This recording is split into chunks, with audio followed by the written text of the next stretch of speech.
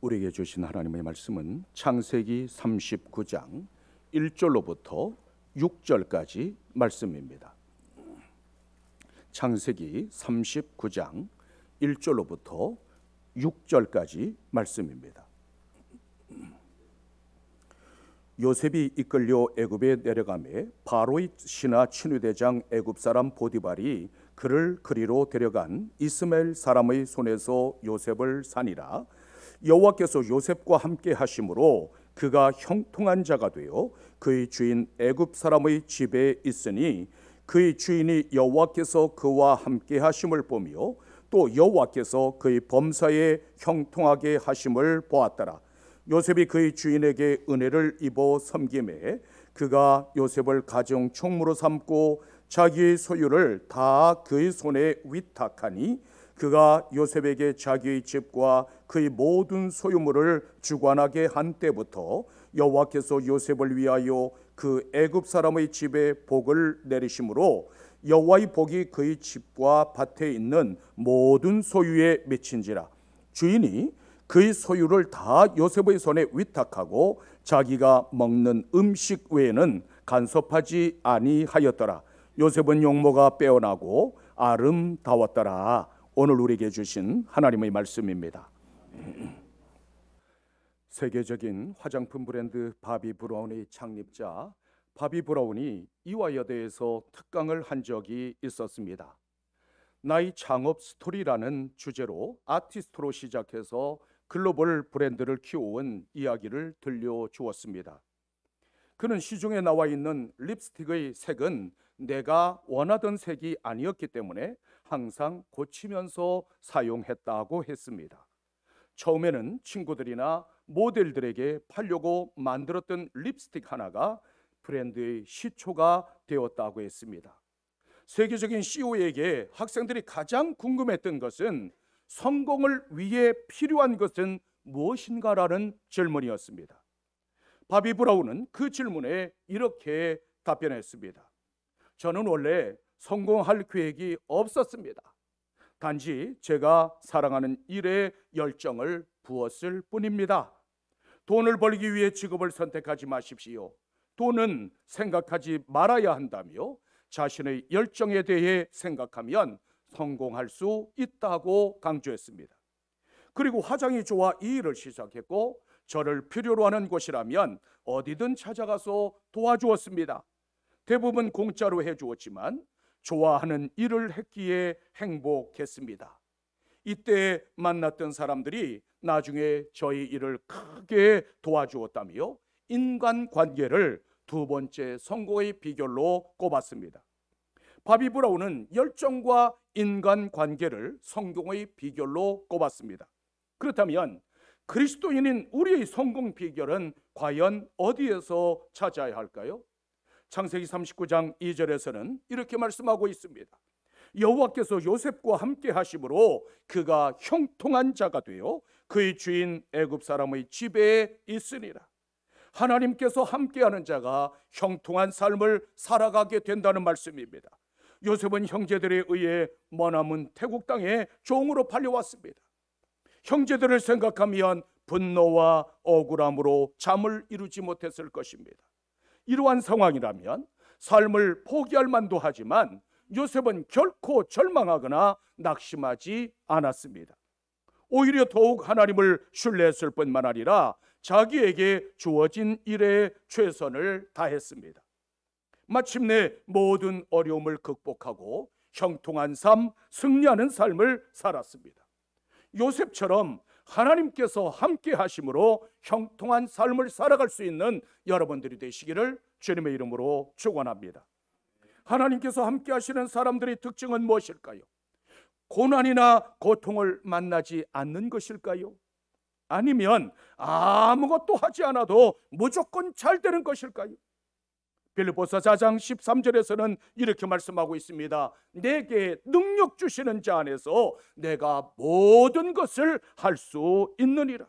하나님께서 함께하는 사람은 내게 능력 주시는 자, 곧 예수 그리스도 안에서 모든 것을 할 수 있다고 고백하는 사람입니다. 세상 사람들은 돈이나 명예나 권력이나 지식 등등을 능력의 원천으로 삼고 살아갑니다. 그렇다면 그리스도인들에게 필요한 힘과 능력은 과연 어디에서 올까요? 형통한 삶, 성공하는 삶은 내게 능력 주시는 하나님에게서 옵니다. 나는 연약하고 나는 부족해서 내 힘만으로는 아무것도 할 수 없지만 예수 그리스도 안에서 모든 것을 할 수 있습니다. 주님의 힘과 주님의 능력은 죽은 자를 다시 살리시고 풍랑이 일어나는 바다를 잔잔케 합니다. 그뿐만 아니라 모든 병과 모든 약한 것을 고치시는 놀라운 능력입니다. 그리스도인은 주님께서 주시는 힘과 능력으로 살아가는 사람들입니다. 인생의 근원을 어디에 두느냐에 따라서 성공과 실패가 결정됩니다. 부활하신 예수 그리스도 안에 생명의 근원을 두는 사람은 모든 것을 할 수 있다고 선포합니다. 요한복음 15장 4절에서는 이렇게 말씀하고 있습니다. 내 안에 거하라 나도 너희 안에 거하리라. 가지가 포도나무에 붙어 있지 아니하면 스스로 열매를 맺을 수 없음같이 너희도 내 안에 있지 아니하면 그러하리라.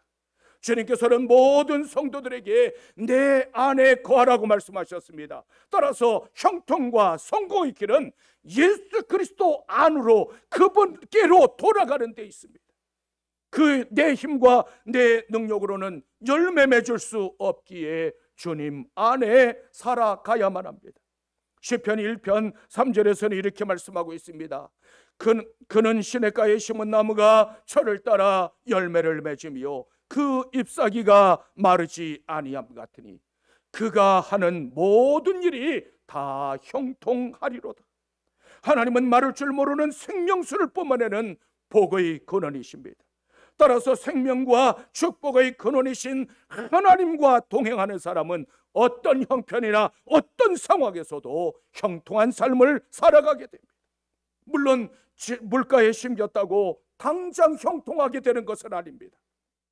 성도들도 역시 때에 따라서 연단과 고난의 과정을 겪습니다. 포도주가 만들어지려면 포도 알갱이가 진흙이어져야 하듯이 믿음의 연단과 시련은 하나님의 사람을 다듬어가는 과정입니다. 그때 나의 등 뒤에서 조용히 나를 도우시고 조용히 손을 내미시는 분이 계십니다. 바로 내게 능력 주시는 예수 그리스도이십니다. 요셉이 믿고 요셉이 의지하며 요셉이 소망의 원천으로 삼았던 그 하나님이 바로 우리가 믿고 우리가 의지하는 하나님이십니다. 그분의 손을 붙잡고 마침내 형통한 삶, 성공적인 삶을 살아갈 수 있는 여러분들이 되시기를 주님의 이름으로 축원합니다. 왜 주의 백성들에게 고난과 시련을 주실까요? 그 이유는 하나님의 소중한 자녀들이요 백성들이기 때문입니다. 지금 당하는 그 시험을 통과하면 하나님의 사람으로 더 존귀하고 더 크게 쓰시려는 하나님의 계획하심 때문입니다. 우리나라의 전통악기인 가야금이나 검은고는 오동나무로 만듭니다. 그런데 오동나무라고 해서 다 같은 소리를 내는 것은 아닙니다. 모진 세월을 견딘 오동일수록 소리가 극하고 아름답습니다. 특히 오동나무 가운데서도 석상오동을 최고로 치는데, 석상오동은 바위 틈에서 자라 고사한 오동나무를 가리킵니다. 바위 틈에 뿌리를 내리고 겨우 자라다가 끝내는 말라 죽은 오동나무에서 가장 아름다운 소리가 울려 나옵니다. 고난이 크고 힘들었던 만큼 그만큼 아름다운 소리를 내게 마련입니다.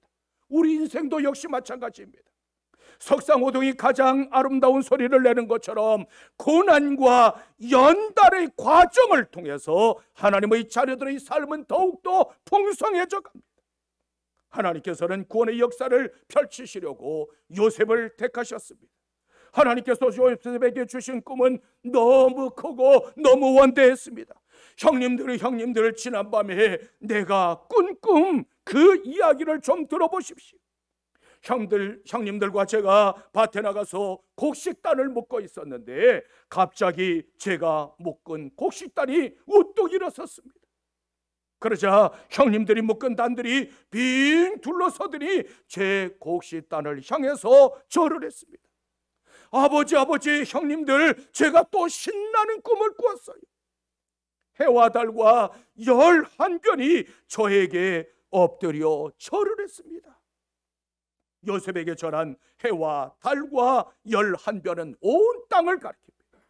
따라서 온 세상과 온 땅이 요셉에게 무릎을 꿇는다는 뜻입니다. 요셉은 아버지의 사랑을 가장 많이 받았던 아들이었고 보디발의 집에서 종살이를 하면서도 절을 받는 사람이 되었습니다. 감옥에 들어가서도 죄수의 신분이었지만 다른 사람들을 통해서 절을 받았습니다. 바로의 신하가 되어서 바로의 신하가 되어서도 왕에게 절을 받는 사람이 되었습니다. 요셉은 절을 받는 꿈을 이루시려고 애굽으로 하나님께서 이끌어 가셨습니다. 헤브론 땅에 요셉을 가두어 둘 수 없었기 때문에 당시 세계 최강의 나라로 온 세상을 지배하던 애굽으로 이끄셨습니다. 단순하게 보면 애굽으로 종으로 팔려가는 길이었지만 구속사적인 관점에서 보면 그 길은 주님께서 이끄시는 길이었습니다. 하나님께서는 요셉에게 주신 원대한 꿈을 이루시려고 애굽으로 이끄셨습니다. 그러므로 시련이나 고난이 찾아오거든 조금도 이상하게 생각하지 마십시오. 오히려 나를 통해서 이루실 하나님의 그 크시고 놀라운 계획을 바라보며 기뻐할 수 있는 여러분들이 되시기를 주님의 이름으로 축원합니다. 어떻게 하면 우리도 형통한 삶을 살아갈 수 있을까요? 먼저 하나님의 이끄심이 있어야만 합니다. 본문 1절에서는 이렇게 말씀하고 있습니다. 요셉이 이끌려 애굽에 내려가매 바로의 신하 춘희대장 애굽 사람 보디발이 그를 그리로 데려간 이스마엘 사람의 손에서 요셉을 산이라. 요셉이 손과 발이 묶인 채 미디안 상인들에게 끌려서 애굽으로 내려갔다고 해야 하는데 오늘 우리에게 주신 하나님의 말씀은 이끌려 갔다고 말씀하고 있습니다. 마태복음 4장 1절을 보면 예수님께서 금식을 마치신 후에 광야로 가시는 장면을 이렇게 묘사하고 있습니다. 그때에 예수께서 성령에게 이끌리어 마귀에게 시험을 받으러 광야로 가리라. 성령에게 이끌려 광야로 갔다는 이 말씀 속에서 중요한 실마리를 찾을 수 있습니다. 겉으로 보면 분명히 애굽의 종으로 팔려가는 것 같지만 그 길은 단순하게 팔려가는 길이 아니었습니다. 하나님의 계획에 따라 성령님께서 개입하신 사건이었습니다. 장차 애굽의 가족들이 기근에서 구원을 받고 더 나아가 큰 민족을 이루기 위해서는 반드시 애굽으로 내려가야만 했습니다. 요셉은 하나님의 말씀이 맞아 그것을 내 꿈으로 붙들었습니다. 하나님께서 주신 꿈을 키웠고 어떤 어려움이나 어떤 시련 속에서도 그 꿈을 결코 포기하지 않았습니다. 오히려 하나님께서 주신 기회로 삼았고 그 속에서 하나님의 뜻을 바라보았습니다. 억지로 끌려간 것처럼 보이는 그 길이 오히려 축복과 구원의 길이었습니다. 하나님께서는 후에 기근이 나는 방법을 통해서 하나님의 구원 계획을 성취하셨습니다. 마침내 요셉은 애굽의 총리가 되어 세상을 구원하는 하나님의 사람이 되었습니다. 이처럼 지금은 비록 억지로 하는 것일지라도 나중에는 자신과 다른 사람에게 큰 유익이 되는 사건들이 종종 있습니다. 구레네 사람 시몬은 예수님께서 십자가를 지고 골고다 언덕을 오르실 때 억지로 주님의 십자가를 져야만 했습니다. 명절날 누가 그 수치스러운 십자가를 지고 싶었겠습니까? 그러나 그 사건은 시몬에게 엄청난 행운이자 축복이 되었습니다. 그는 그 일로 말미암아 참 신앙을 갖게 되었고 그의 두 아들 알렉산더와 루포는 초대교회의 훌륭한 초석이 되는 축복을 받았습니다. 그러므로 지금 당장 힘들고 지금 당장 어렵다고 신앙을 포기하거나 피하려고 하지 마십시오. 하나님께서 나와 함께 하시고 하나님께서 나를 인도하시는 길이라면 고난조차도 시련조차도 형통이라고 하는 사실을 믿고 나아갈 수 있는 여러분들이 되십시오. 하나님께서는 그 사건을 통해서 축복의 길로 나를 인도하심을 믿고 나아가는 여러분들이 되십시오. 시편 23편 2절로부터 3절에서는 이렇게 말씀하고 있습니다. 그가 나를 푸른 풀밭에 누이시며 쉴만한 물가로 인도하시는도다. 내 영혼을 소생시키시고 자기 이름을 위하여 의의 길로 인도하시는도다. 여호와 하나님만이 인생의 유일한 목자시며 진정한 목자이십니다. 하나님께서 이끄시는 길은 그것이 비록 고난의 길일지라도 의의 길이요, 그것이 비록 종의 길이라도 유익한 길이요, 그 길이 비록 험한 골짜기라도 안전한 길입니다. 하나님께서는 성도들에게 최고의 만족과 기쁨을 주기 위해서 반드시 푸른 초장과 쉴만한 물가로 인도하시는 분이십니다. 요셉의 길을 이끄신 주님께서 나의 길도 우리의 길도 인도하십니다. 누가 형통한 사람일까요? 하나님의 인도하심을 받는 사람, 그 사람이 바로 형통한 사람입니다. 세상을 살리는 꿈, 모든 살리는 사람을 살리는 꿈을 꾸는 사람이 마침내 형통한 사람이요 승리자가 될 수 있습니다. 그러므로 성령님의 인도하심을 받음으로 형통한 삶을 살아갈 수 있는 여러분들이 되시기를 주님의 이름으로 축원합니다. 또한 하나님께서 우리와 함께 하셔야만 합니다. 본문 2절에서는 이렇게 말씀하고 있습니다. 여호와께서 요셉과 함께 하심으로 그가 형통한 자가 되어 그의 주인 애굽 사람의 집에 있으리라. 하나님께서 요셉과 함께 하시는 그것이 바로 형통한 삶과 축복의 비결이었습니다. 인간적으로 보면 종살이라는 최악의 상황 가운데 놓여 있었습니다. 그러나 하나님께서 그 종살이와 함께 하실 때 다른 것은 아무런 문제도 되지 않았습니다. 아버지의 품에 있을 때는 하나님께서 찾아오셔서 함께 하셨다고 하는 기록이 나타나고 있지 않습니다. 그런데 아버지의 품을 떠나자 하나님께서 찾아오셔서 요셉과 함께 하셨습니다. 이 함께라고 하는 단어는 참으로 신비한 의미를 가지고 있습니다.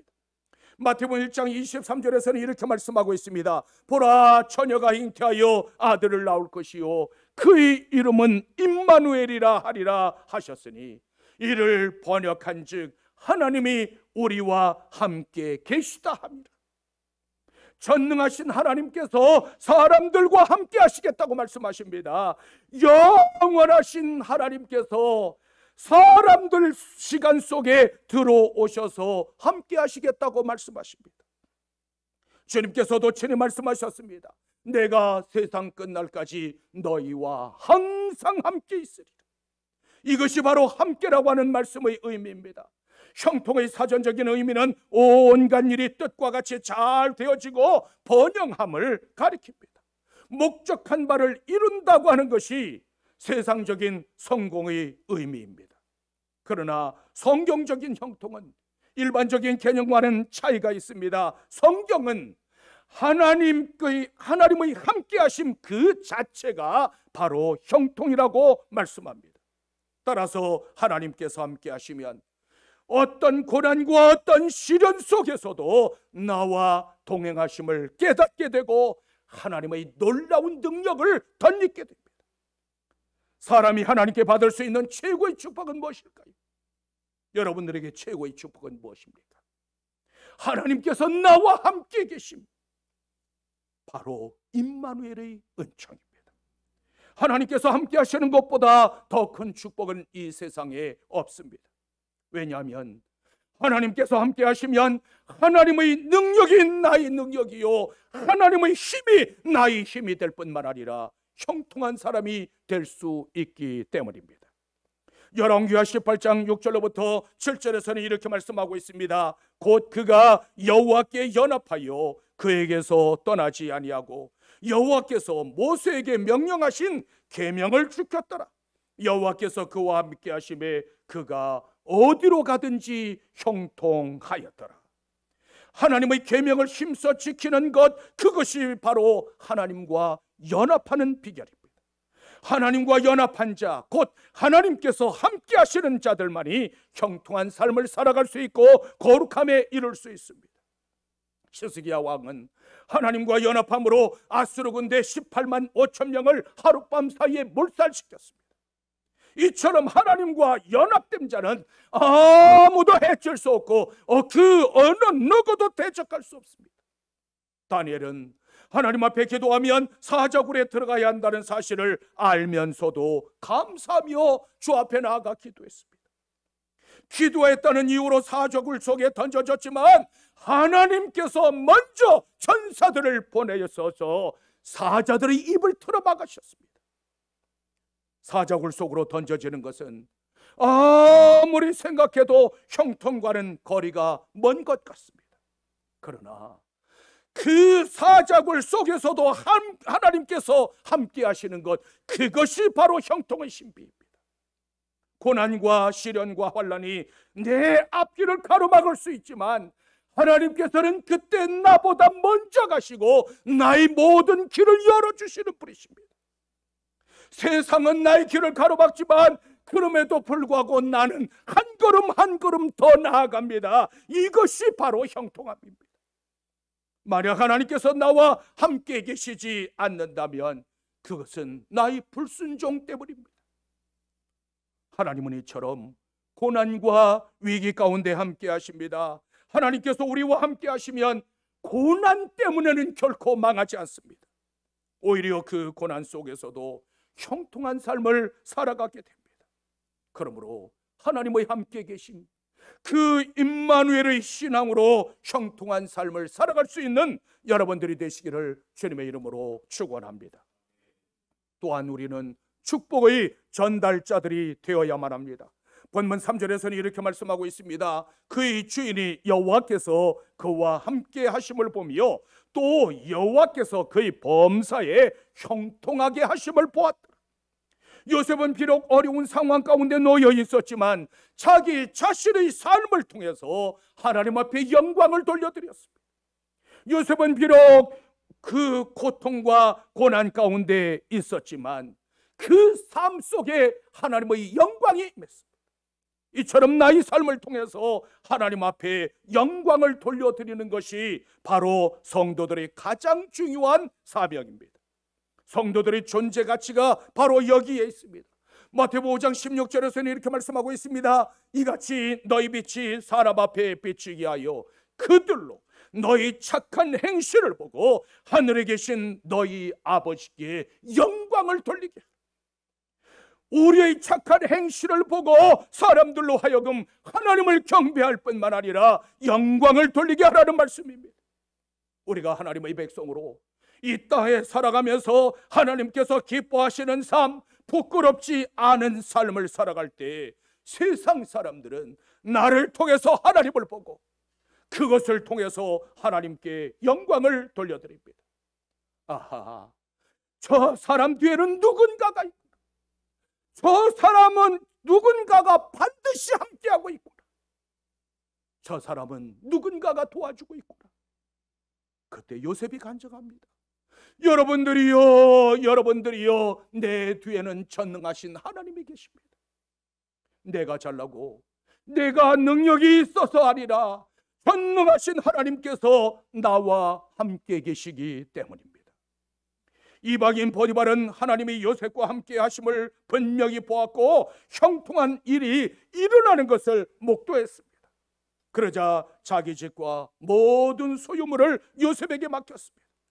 본문 5절에서는 이렇게 말씀하고 있습니다. 그가 요셉에게 자기의 집과 그의 모든 소유물을 주관하게 한 때부터 여호와께서 요셉을 위하여 그 애굽 사람의 집에 복을 내리심으로 여호와의 복이 그의 집과 밭에 있는 모든 소유에 비치지라. 보디발이 자기의 집과 모든 소유를 요셉으로 하여금 주관하게 한 그때부터 하나님의 축복이 임했다고 말씀하고 있습니다. 세상 사람들이 여러분들 때문에 복을 받는 인생들이 되시기를 주님의 이름으로 축원합니다. 하나님께서 복을 내시는 이유는 이방 사람들이나 애굽 사람들 때문이 아닙니다. 하나님께서 꿈을 주신 사람, 하나님의 자녀들, 하나님의 백성들을 위해서 하나님께서 복을 내리십니다. 요셉이 관리하는 모든 사람들이 복을 받았고, 또한 요셉이 만지는 모든 소유가 복을 받았습니다. 이처럼 내가 복덩어리가 되면 내가 가는 곳곳마다 하나님의 축복이 따라옵니다. 나 때문에 내 가정이 복을 받고, 나 때문에 우리 교회가 하나님의 축복을 받고, 나 때문에 내 사업장과 내 직장이 복을 받는 놀라운 하나님의 역사가 일어나기를 주님의 이름으로 축원합니다. 아무리 문제가 있는 곳이라 할지라도 복덩어리 성도들이 있다면 다시 살아나게 됩니다. 반대로 골칫덩어리들이 모이면 없던 문제들도 생기는 법입니다. 행복과 불행, 성공과 실패, 긍정과 부정은 참으로 이상한 속성이 있습니다. 그 속성은 바로 전념성이 강하다는 것입니다. 내 주변에 행복한 사람, 축복의 사람이 있으면 나도 축복해지고 축복을 받고 나도 행복해집니다. 내 주변에 긍정적인 생각과 긍정적인 말을 하는 사람이 있으면 역시 영향을 받습니다. 그런데 부정적인 말을 하고 부정적인 생각을 하는 사람이 내 주변에 있으면 얼마 못 가서 나도 닮아가게 됩니다.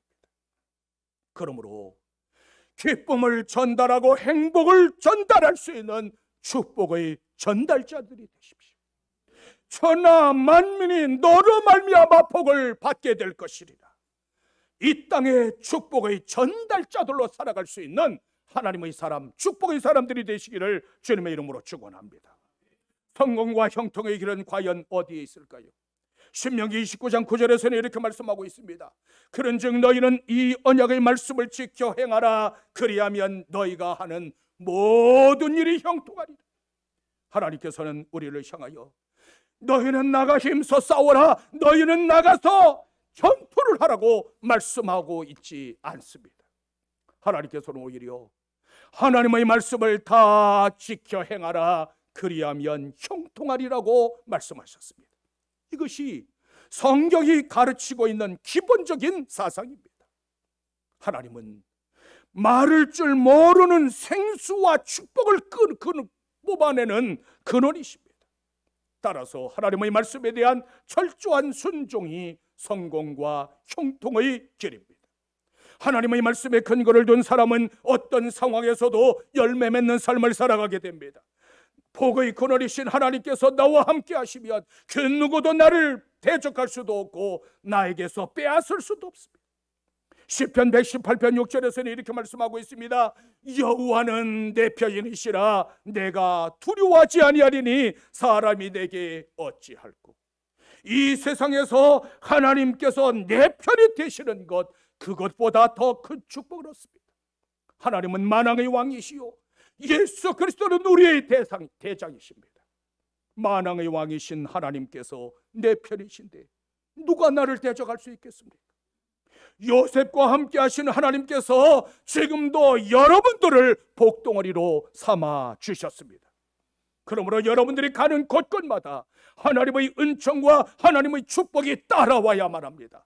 여호와는 내 편이시라, 여호와는 내 편이시라 고백하고 간증할 수 있는 여러분들이 되십시오. 이제는 하나님의 말씀을 지켜 행함으로 형통하고 성공적인 삶을 살아가는 하나님의 역사가 여러분 모두 함께 하시기를 주님의 이름으로 축원합니다.